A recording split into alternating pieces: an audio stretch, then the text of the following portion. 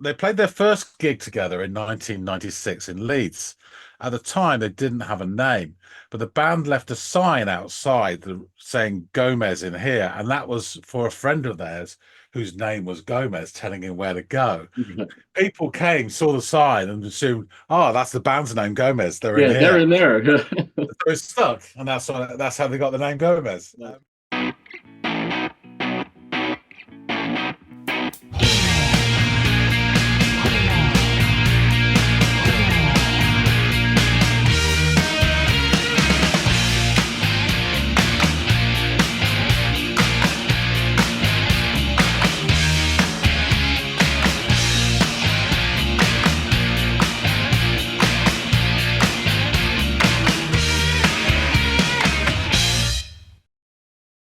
Hey, everybody out there. Welcome back to another episode of the Audiophiles. So glad to have you here. I'm Andy. That's John. Hello, John. And we are going to listen to some music today. I'm going to be the one to go off and listen to John's offering, give it my thoughts, and then we're going to come back and discuss them in depth. And John's going to give me some more information about the band and the song and everything in between. But in order to get all of that started, John, you are going to have to make your offering, sir. So what'll it be? So the band is a band I'm sure you've heard of, Gomez. Yes, yes, I am Uh, familiar with Gomez and have listened to some of their stuff. okay, this is a track called Tijuana Lady. Oh, watch out now. Yeah, not familiar with Tijuana Lady, but I mean, Mm. who wouldn't want to become familiar with that? So yeah, let me, Yes, as long as you've had all and your just shots and everything. yes, and yeah, and this is actually a live performance on Oh, KEXP. awesome. Yeah, I knew that they had appeared at least, I want to say a couple times on their channel. Okay. I haven't listened to everything by them or very much, to be quite honest with you. Greg had me listen to Revolutionary Kind, which I was a big fan of. So yeah, it'll be cool to check them out on this channel and get them added to our list. So let me go off, give this KEXP performance a listen, and I'll come back and let you guys know what I think.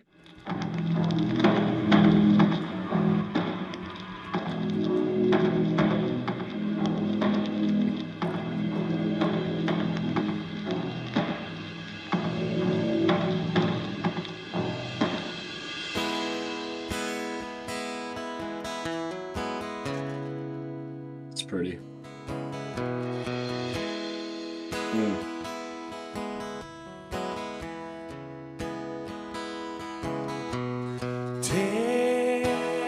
Take me down to where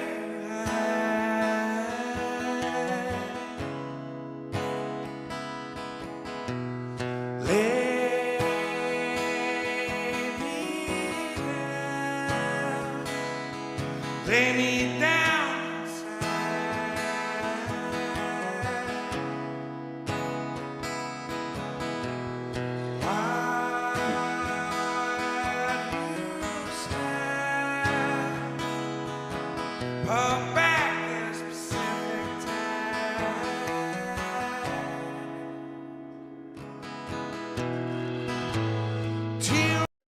There's such a classic sound to it.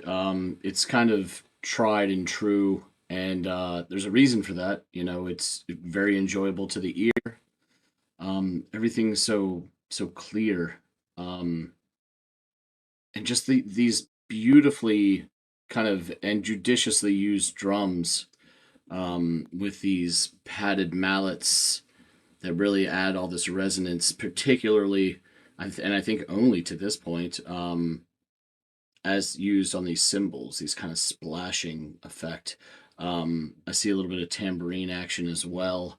That acoustic came in and sounded so beautiful, but it's all really interesting because the very beginning had this almost industrial or kind of like electronic sound to it. And then that was here and gone um, fairly quickly and replaced by such an interesting sound when compared to it, right? Like this more um, old school, clean, almost folksy sound with the acoustic guitar and these lovely drums coming in. I think I spotted another fellow behind some keys, but sat with an acoustic himself. I don't know if I'm hearing that though. And this guy's delivery is really great too. There's a little bit of rasp in there, but there's also some airiness. So he's kind of like choosing when to use certain, you know, choosing when to lean into certain aspects therein. But it sounds great thus far. I'd love to see where it goes from here. Where did you go? There we go. Chasing you around old Mexico. Gonna find my way back to San Diego. Baby, Nice where'd bass. you hide?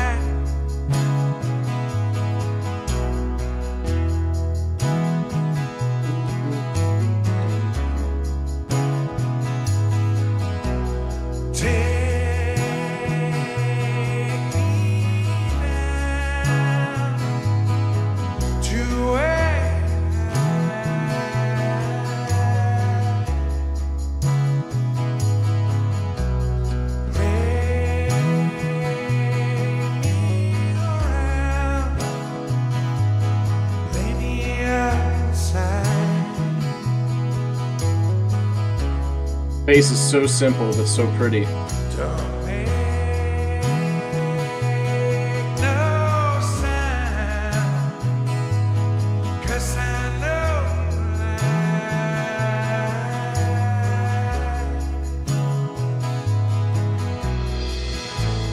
Tijuana lady, let's take it slow.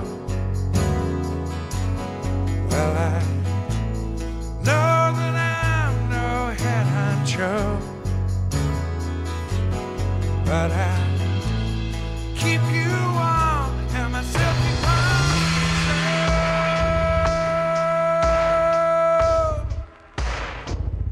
Hey.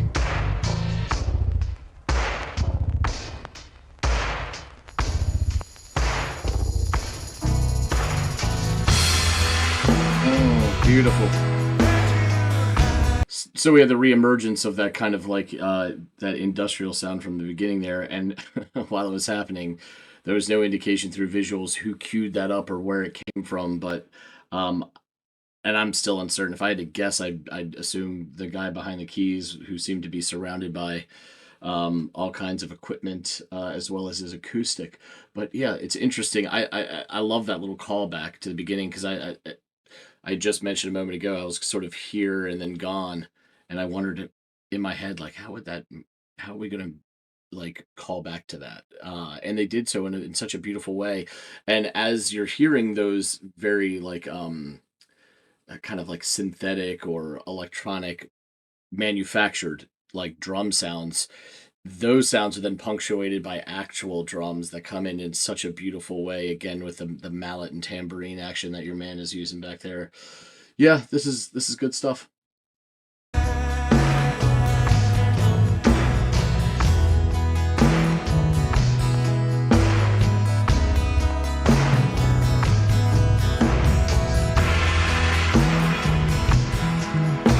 Oh, added notes.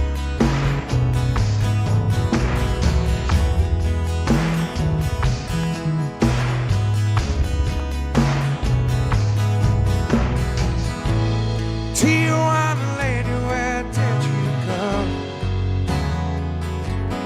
Well, I heard you lost the last sombrero. And Tijuana lady, which way did you flow? I'm a mariachi desperado.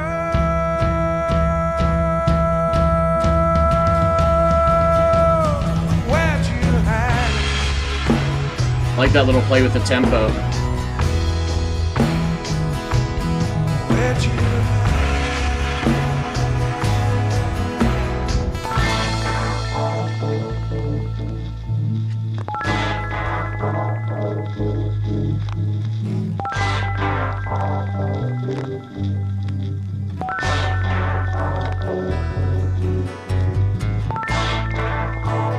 kinds of switching up going on here of instruments and sounds.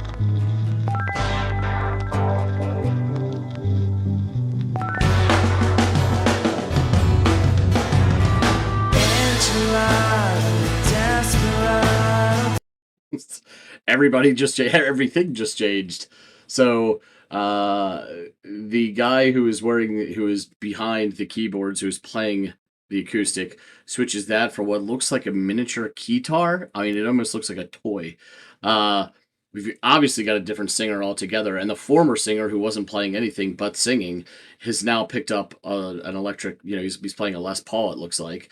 And even your drummer has, you know, bid adieu to the mallet and tambourine, and now has two sort of, you know, conventional, good old fashioned like Vic Firth sticks.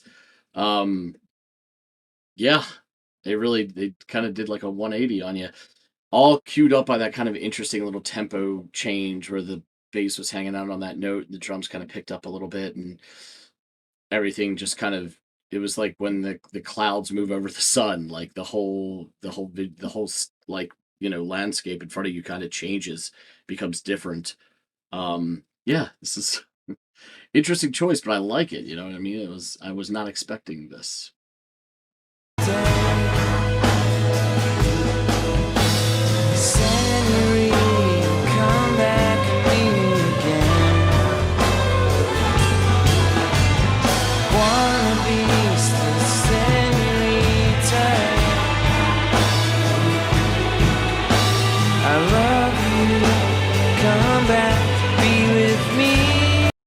Not a Les Paul, it's a Gretsch. And by the way, I love what it's doing. I love this sort of ascending, descending, like picked, or I should say strummed quickly kind of sounds that he's generating there. It sounds great. And this guy's got a great voice too. I think I remember, now I've only listened to a few Gomez songs here and there, but I think I do remember now that they had two singers. I don't think I'm making that up. Well, certainly I'm not, right. I'm witnessing it. But I think this is a sort of a trope of theirs that they use, which is awesome. I love that they're all kind of like maybe seemingly multi-instrumentalists, or they can all wear different hats. It's sort of like your musical kind of like signature casts a wider net, where you can do more things, and that's cool.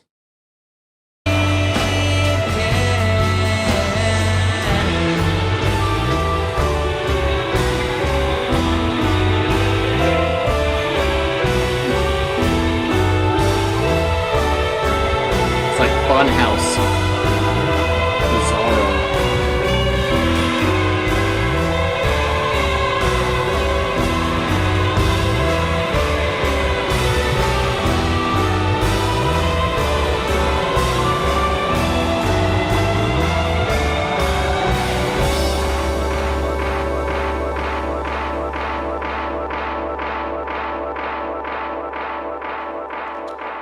And then more of this kind of like patched in drum stuff or percussive stuff. Wow. Yeah, that was a fun ride. Like the beginning sort of, for the first few seconds made me think, okay, where could this go? And then a large majority of like what the body of the song was this very like, and I don't use this in a pejorative manner, but like a very conventional kind of, you know, as I said earlier, tried and true classic sound to the music, which is lovely. But it's almost like the what is it, the I'm too young for this, but the $10 million man, or where you're sort of taking like organic material and like other, you know, mechanical materials and sort of putting them together. And I feel like this song is like that, where it's got these like really like classic, you know, traditional sounds to them, but they're fitting in these interesting sort of mechanic or synthesized sounds in it as well, and just sort of making it work. And it does. It definitely works. Yeah, this is a lot of fun. Know a little bit about Gomez, like I said, listened to them before. but this is a great, new experience with them. And I like to check more out by them and kind of have John give me kind of a refresher on some of the things that I think I remember about them. And I'm sure plenty of stuff that I didn't know about this or about them. But this is another example of a great KEXP production and a wonderful song. So let's get back to John. Great Caesar's Ghost. He's back. So, you had to listen to Gomez and Tijuana Lady. What are your thoughts? I have a lot of them. This was obviously first and foremost KEXP. They're batting 1,000. All of their performances are so well done. Even when you get like glimpses into how the sausage is made, because at times you're getting these full shots where you're seeing the band just surrounded by camera people who are doing their best to kind of step away, but capture the setting and everything. I don't mind that at all. No, not at all. In fact, I think it's kind of cool, just as like, out of curiosity's sake alone, just to see how they capture everything, because you'll see the person perched in front of, let's say, the drummer from a large shot, and then all of a sudden you'll see the drummer and you know who's holding the camera there because you just so it's really cool to see how it's all made and put together, and the sound quality is fucking impeccable. But yeah, it starts with this industrial kind of like percussion work, and it clearly appears to be like patched in from somewhere, because at no point am I really getting a glimpse of somebody working. Like usually you see like a laptop pulled up that's patched into some sort of keyboard or something, and they're, essentially producing while they're playing. But I didn't really get a glimpse of that, although there looked to be one possible culprit, but he was wearing too many hats in this song to be the one. The guy that was behind the keyboards holding an acoustic, and then later in the song switches. It's just, I think that's too much, but it was definitely interesting to hear that sound, but to see this, aside from the keyboards and the synthy stuff that they had availed to them, probably mostly for other songs, it was all quite organic. Like a couple acoustic guitars, a drummer who wasn't even, he's sitting there holding a tambourine and a mallet at one point. So it's not like he was out there, doing bonzo shit.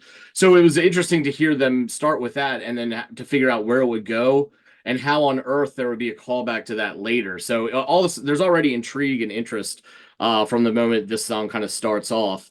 And that cuts out, leaving space for this beautifully strummed acoustic guitar that is accented by a little splash of cymbal work by that aforementioned padded mallet that the drummer has.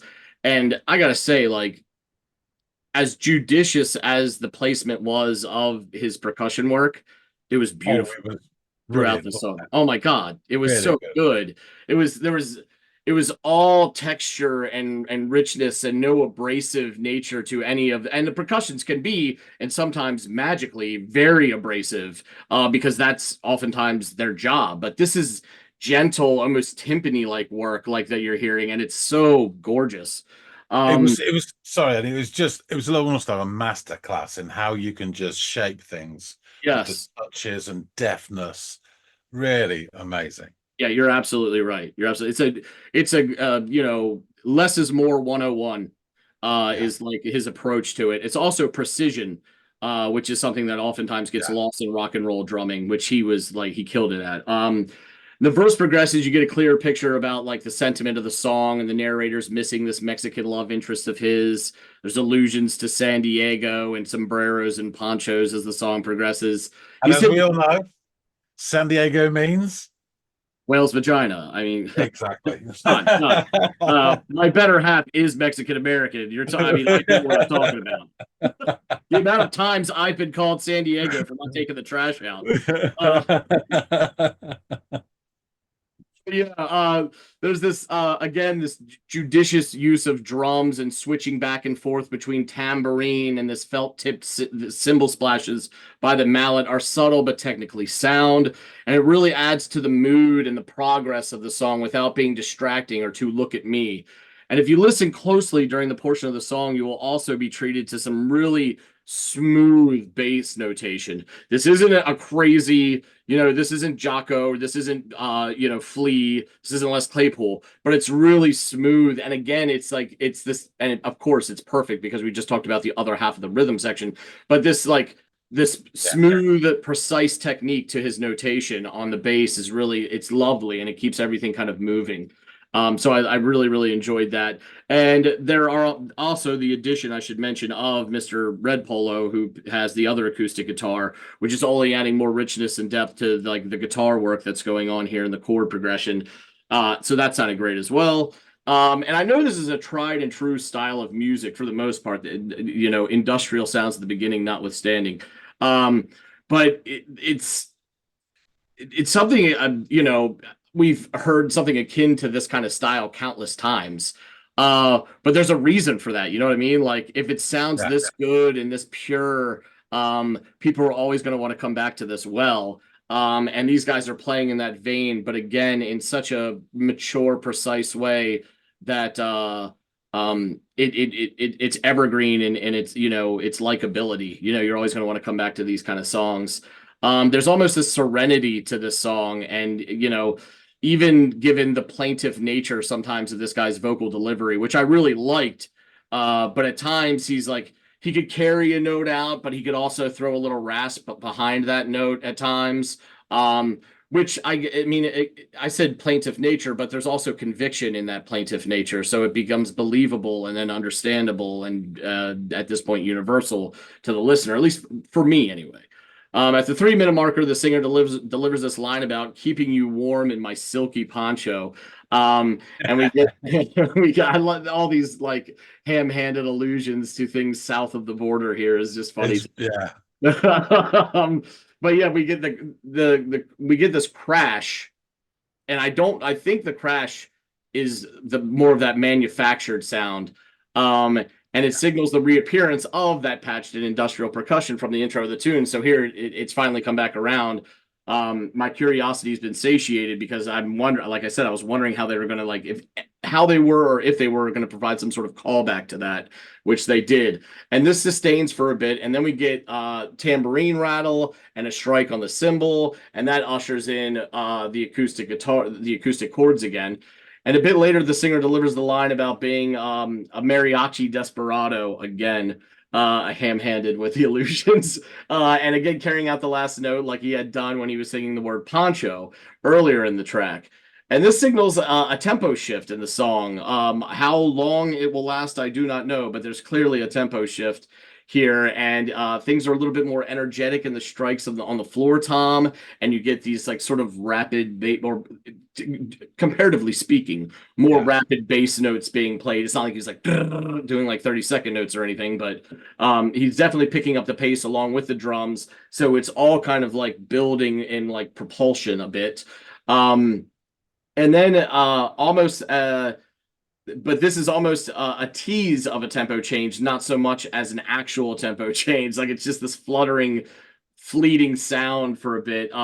And then there's this slight change to the soundscape again as there appears to be peppered in some synthy fabricated sounds like phasing and pitch shifting on the acoustic. So like it's an affected acoustic sound I think we're getting, and this echoey chorus effect as well. So again, it's this we're moving out of nature into sort of like a more synthesized or digital mechanical sort of setting where it's just funny to me how like they're shifting from one to the other pretty seamlessly. You know what I mean? You're noticing it, but it doesn't sound out of place or out of whack or anything like that. And it's just an interesting little portion of the song here because I wasn't expecting all of this.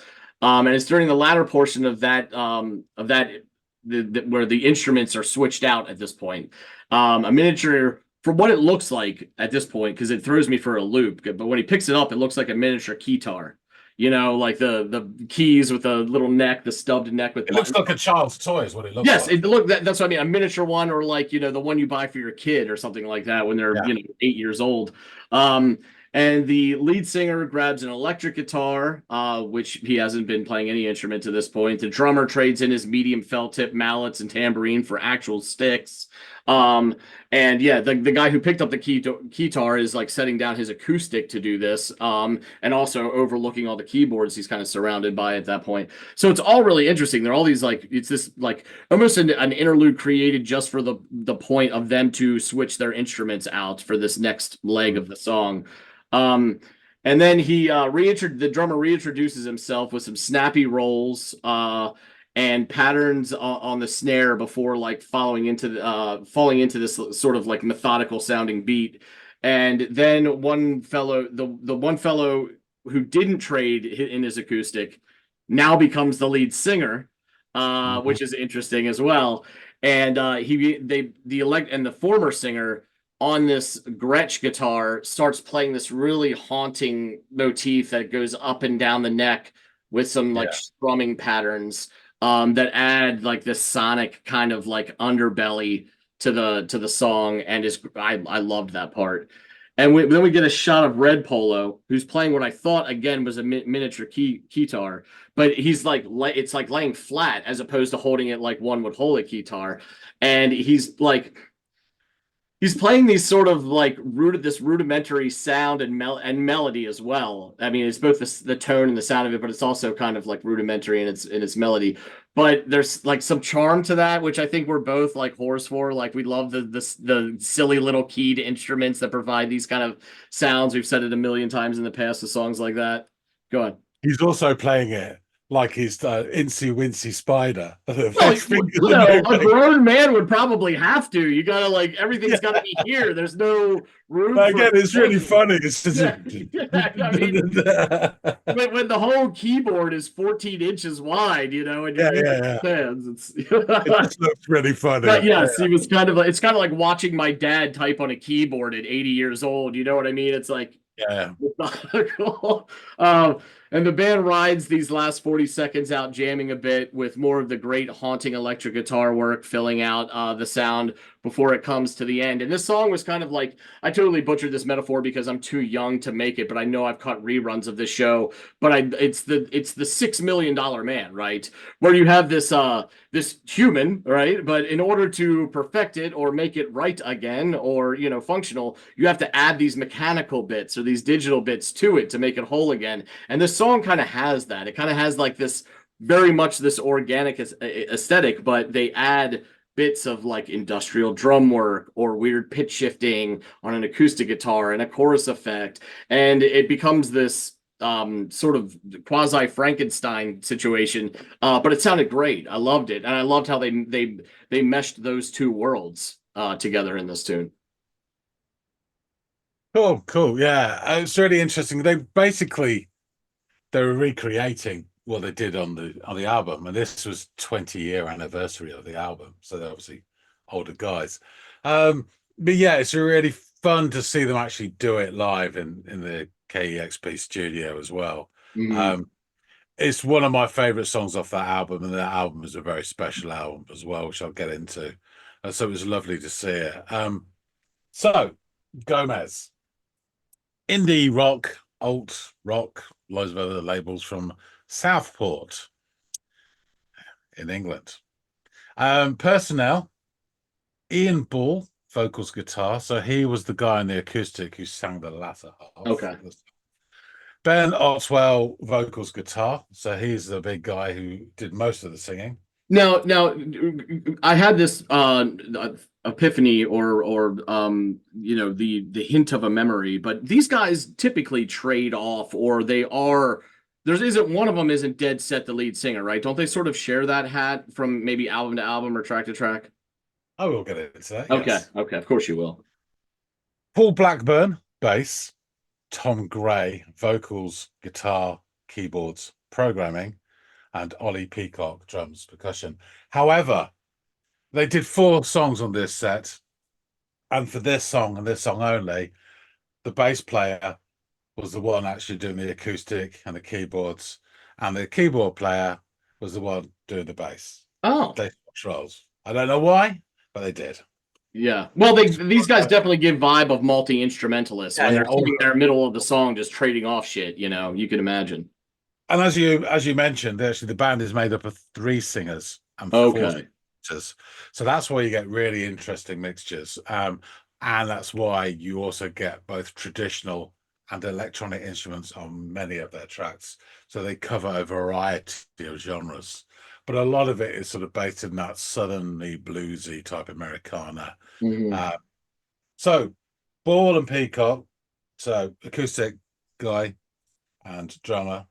We're lifelong friends, are lifelong friends, sorry, having played in a three-piece band from the age of 14 to 18 together.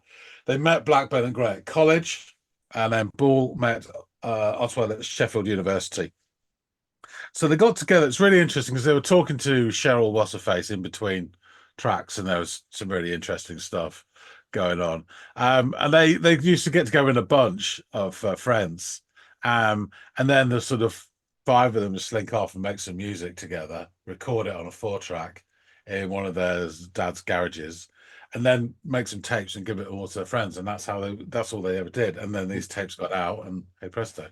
So yeah, they played their first gig together in 1996 in Leeds. At the time, they didn't have a name, but the band left a sign outside saying Gomez in here, and that was for a friend of theirs whose name was Gomez, telling him where to go. People came, saw the sign, and assumed, "Oh, that's the band's name, Gomez. They're in Yeah, here." they're in there. So it stuck, and that's how they got the name Gomez. That's great. The band started recording 4-track demos in Peacock's father's garage in Southport during the summer of '96. The demos eventually got to Stephen Fallows, ex-Comsat Angels singer, who became their manager, and he distributed them to some record labels. The band, though, had only at this point played with that one gig, so they were a bit sort of fearful of doing live showcases in London. So they made all the record companies come to them and listen to them in red tape rehearsal studios. After several weeks of playing to over 25 labels, the band signed to Hut Records, which is an imprint of Virgin Records, in September '97. Their debut album came out in '98, Bring It On. It was released to critical acclaim, particularly on this side of the pond. American critics were a bit more hung up about the authenticity of their Deep South blues sound. Rolling Stone rather petulantly wrote that the band excels in sonic mimicry, but lacks a distinct musical identity. They really didn't like Brits sounding like this. But so, really positive on the whole. Enemy described it as one of the most assured, poised, hilarious, out there, plain, don't give a fuck, enjoyable debut albums in living memory. Spin wrote that it transcended pastiche to become a successful product of '90s simultaneism. Is that a word? It is now.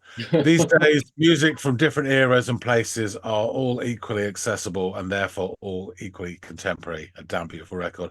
It's interesting they're writing that in '98, whereas now we look at things in 2024. Yeah. Exactly, which is Bring It On won the 1998 Mercury Music Prize, beating Massive Attack's Mezzanine, which is one of the best albums ever, in my opinion, and Verb's Urban Hymns. It got a bit of a boost from that because they were pretty much unknown. It got to number 11 in the UK album charts and is certified as platinum selling album, so they've done all right out of it.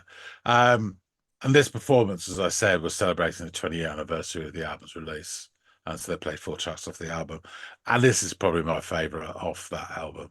It's just hauntingly beautiful. I think Ben's voice is quite an amazing instrument at times. And it's even more exaggerated on the album, actually. I think he's perhaps mellowed with time. When you first hear the couple of opening tracks and he's singing, it's just incredible. But anyway, let me get into the lyrics, which, as you pointed out, are basically take some phrases, something to do with Mexico, and just throw them at a page and see what's it gets worse later on. It's just funny, So it starts off quite poetical, Take me down to where you hide, lay me down inside. What news now? Hold back this Pacific tide. Tijuana lady, where did you go? I've been chasing you all round all Mexico.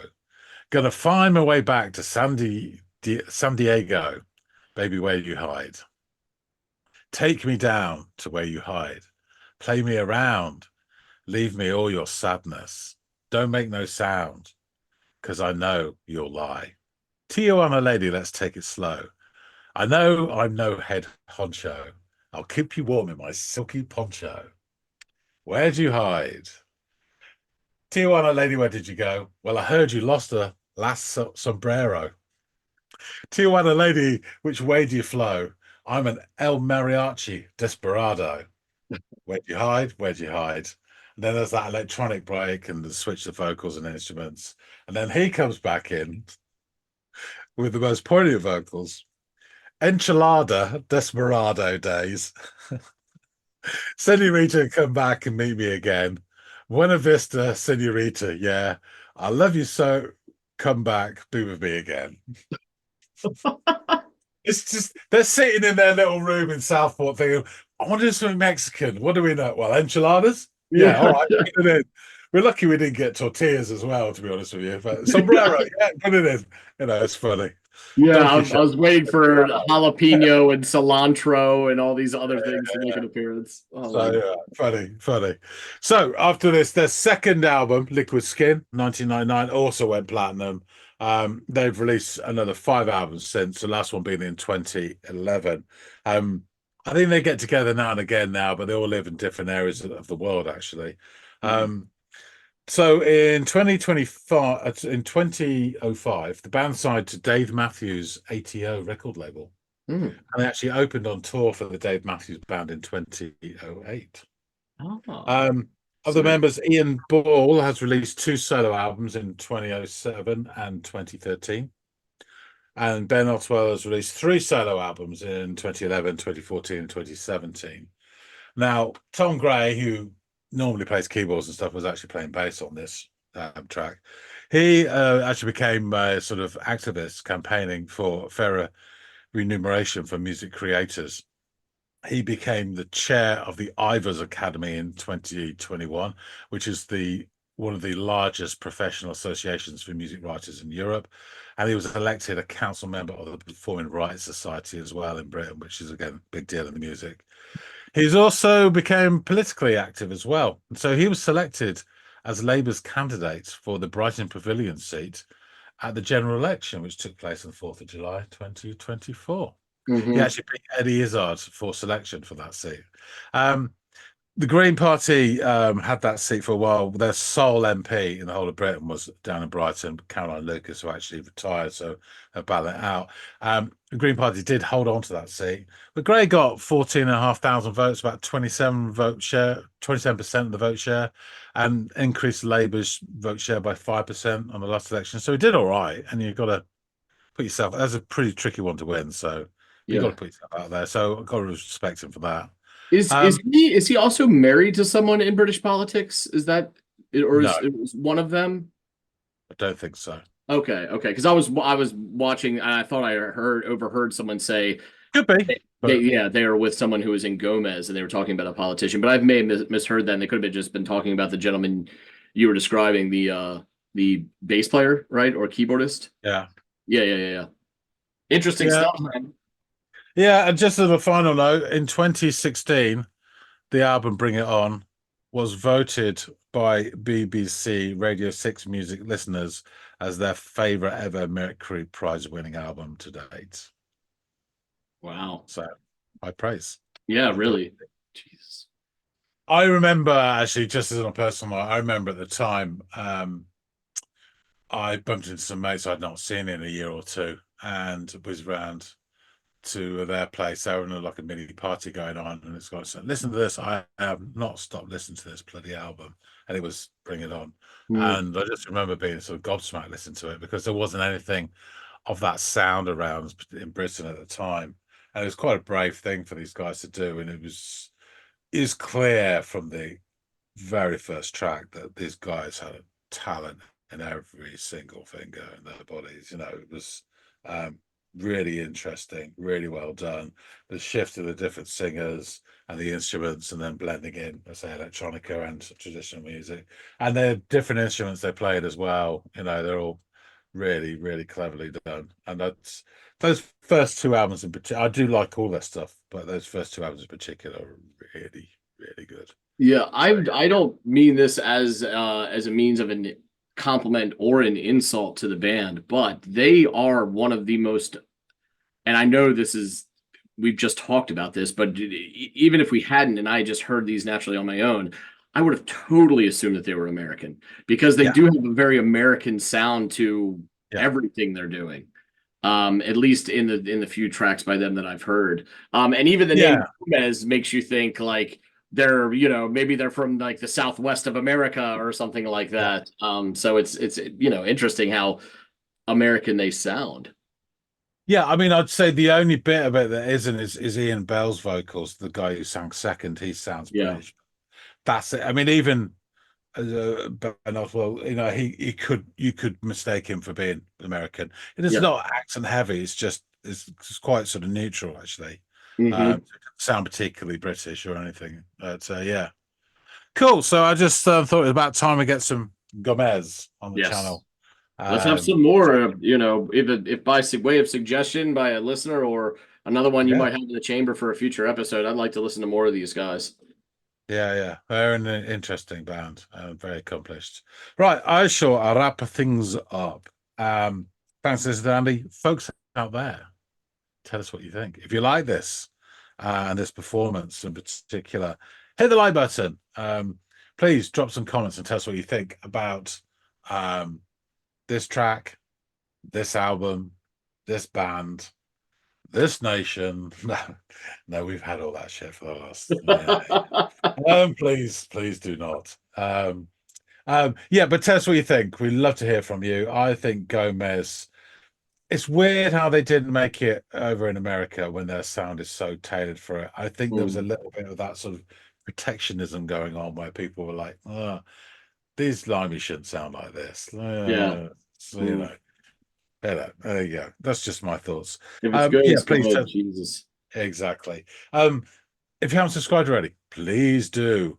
Um, we really appreciate everybody who supports the channel, and you subscribing helps us build onwards and upwards, and all other weird things like algorithms and parcels that tick in the post and things like that. It will all happen, and good things will come from it, I'm sure. So yeah, please subscribe if you haven't already. That being said, thanks again so much for watching, and we'll see all of you on the next episode of the Audiophiles. See you later, guys. Stay classy, San Diego.